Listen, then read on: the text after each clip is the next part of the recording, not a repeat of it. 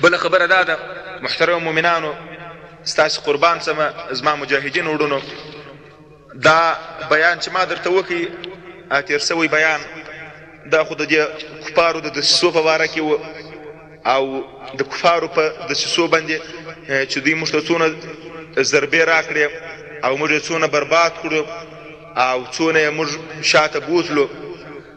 تاسو ته زه دا خبره کوم چې تاسو ته زه دا وصیت کوم چې تاسو خپل جهاد ته ادامه ورکړئ، د کافرانو په تبلیغ باندې مه غولیږئ، او خصوصا د عامو مؤمنانو ته دا وایم چې تاسې د کافرانو په ټانګانو په تیارو باندې مه غولیږئ. الله جل جلاله دا مؤمنانو ته بری ورکوي. یوه خبره بله درته کوم، هغه زما علماو ته وصیت دی چې علماو تاسې د مسجدانو سره ووځئ او تاسې دا نور ناخبرتیا پرېږدئ چې موږ ناخبره کېږي. د دې علماو د دې مجاهدینو ملا ټینګه کړئ او د دې مجاهدینو صفونه ور برابر کړئ، دوی ته نصیحت ور وکړئ، د جهاد طریقې ور وښیاست، هلته ورسره ولاړ شئ، په جنګو کې ورسره ووځئ. تاسو ته خو الله غیرت در کړی دی، تاسو ته خو الله قرآن در ښوولی دی، تاسو خو د پیغمبر علیه السلام وارثان یاست. کافران ستاسو دپاره کنفرانسونه کوي، اوس دا دی په دا خارج کې. ته نو اوس وګوره مجاهدین چیرې ورته ناست دي، په سنګر کې ورته ناست دي. دا یو څو بیا ناموسه سره یو ځای شي، کله وایي په هالنډ کې کنفرانس جوړ سو، کله وایي په مسکو کې جوړ سو، کله وایي په نیویارک کې جوړ سو، کله وایي په فلاني ځای کې د لګان سره یو ځای شول. دا کوستې زنان چې ارڅونه کنفرانسونه جوړ کړي هغه به ماتېږي، به شکست به ورکول کېږي. دا نه د پاکستان په وسه پره ده، نه د دنیا د خلکو په وسه پره ده، دا د الله لښکر دی. صرف او صرف خبره دا ده چې علماو تاسې نوکئ ویښ سئ، تاسې راپورته سئ، د دې مسجدانو سره راووځئ. دا پالتو تقریرونه پیدا نه کوي، پلانې ملا داسې تقریر کوي، پلانې ملا داسې درس کوي، داسې منطق یې زده دي، د پلانې ملا داسې حکمت زده دي. الله جل جلاله ته د دې دپاره یوازې نه یې پیدا کړی. زه دا نه وایم چې ته درس بد کار کوې، درس ښه دی، درس وکړه، خلکو ته لار ور وښیه. خو د دغه د مدرسو بچیان دي الحمدلله چې نن جهاد کوي، خو زه وایم ته یوازې درس مه کوه، د درس په بغل کې ته راولاړ سه، اتحادیه د علماو جوړې کړه، سره کښېنئ، یو د بله سره پیدا کړئ.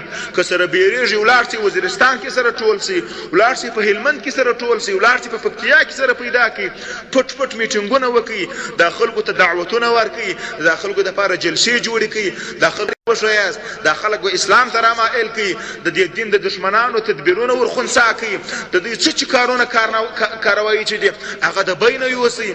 مجاهدین ستاسې توره ده، په مجاهدینو باندې توره ووهئ. مجاهدین ستاسې خپل خلک دي، خپل وروڼه مو دي، خپل بچي مو دي، لکه کافران چې خپل ځان ته اتحادیې لري. موږ یې ولې نه لرو؟ موږ ولې نه سره کښېنو؟ موږ ولې بیریږو؟ که شهید سي هم دي ګټه ده، که ټپي سي هم دي ګټه ده، که بندي سي هم دي ګټه ده. زموږ تاوان نشته، په هیڅ کې زموږ تاوان نشته، نه مو په شهادت کې تاوان شته، نه مو په ټپ کې تاوان شته، نه مو په بند کې تاوان شته، نه مو په بېعزتي کې تاوان شته. د خدای رضا د الله جل جلاله سره راضي کېږي. خصوصا دا خلک ته زه وایم علماو ته چې تاسې راووځئ، تاسې سره کښېنئ. دا مې علماو ته وصیت دی.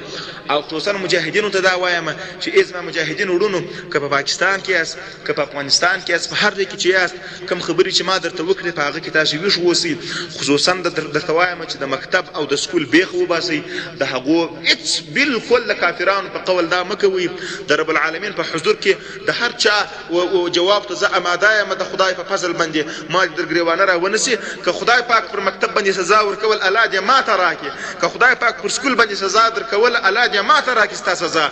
پر سکول باندې او پر مکتب باندې مې پرېږده، د کفر هغه اصلي بیخونه دي، خصوصا بیا پر دې خلکو باندې وګرځېږي.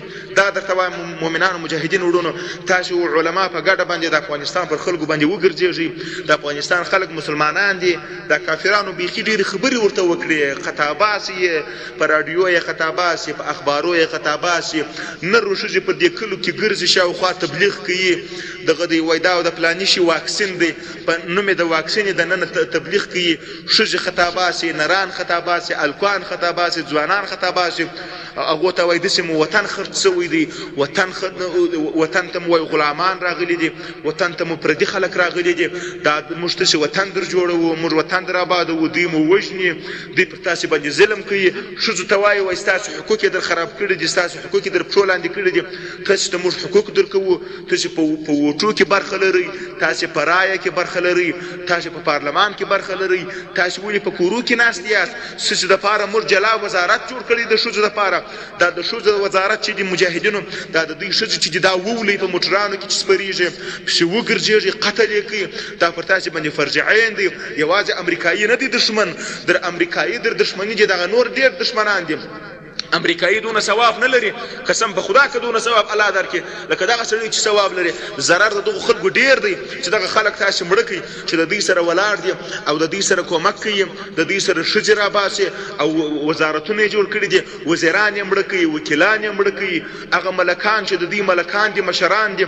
اول د واره دعوت ورته ورکه، ورته وایه ای ملک وروره، ای اجي صاحبه د خدای پر لحاظ زه مسلمان یم، ته یو سړی قبر لرې، زه هم قبر لرم، دغه کفار دي دغو په کول مه کوه، زه مسلمان ستا بچی یم، ستا د وطن ستا زوی یم. وطن د خدای نه دی په کار، دلته د کفر د اسلام خبره ده، دلته د مؤمنو د کافر خبره ده. دا خلک چې دا ستاسو دا اوس په حکومت کې ولاړ دي، دا د لمنځونه پیدا نه ورته کوي، نه روژې پیدا ورته کوي، دا د کفارو زامن دي، دا د کافرانو مریان دي. دغه خلکو په کول مه کوه، که ستا په کول ونه کړل مجاهده بیا یې قتل کړه. دوی اوس ګوره دا کافران چې دي دونه هوښیاران دي، د کافران چې هر څونه. بله خبره دا ده محترم مؤمنانو، ستاسې قربان شمه زما مجاهدین وروڼو، دا بیان چې ما درته وکړي